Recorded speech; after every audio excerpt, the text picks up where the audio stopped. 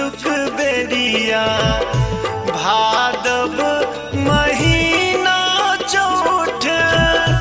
पाख ई जोरिया हे सखी साँझुक बेरिया उगता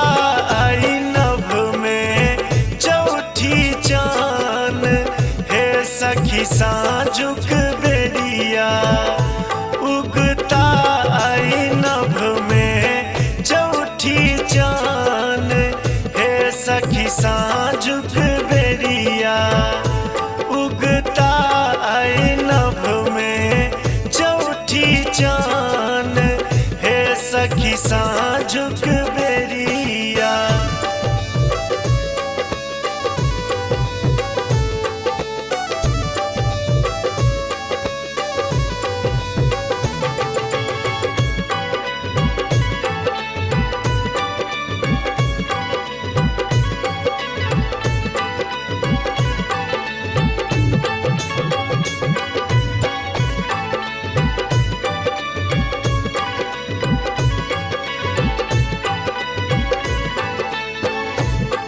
नीपाब धोयब अंगना पीसब पीठार हे सखी साँझुक बेरिया नीपाब धोयब अंगना पीसब पीठार हे सखी साँझुक बेरिया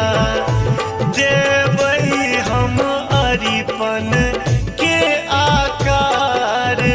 हे सखी साँझुक बेरिया उगता आई नभ में चौठी चान हे सखी साँझुक बेरिया उगता आई नभ में चौठी चान हे सखी साँझुक बेरिया।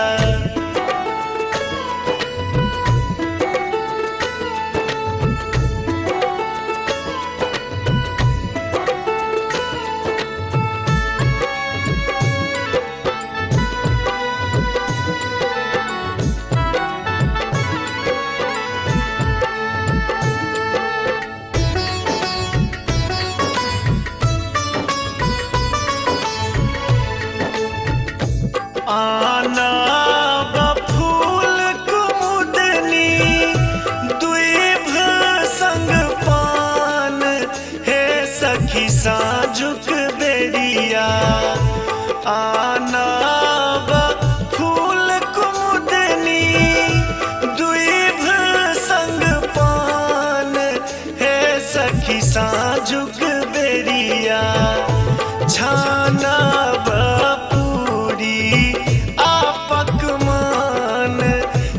सखी साँझुक बेरिया उगता आई नभ में चौठी चान हे सखी साँझुक बेरिया उगता आई नभ में चौठी चान हे सखी साँझुक बेरिया।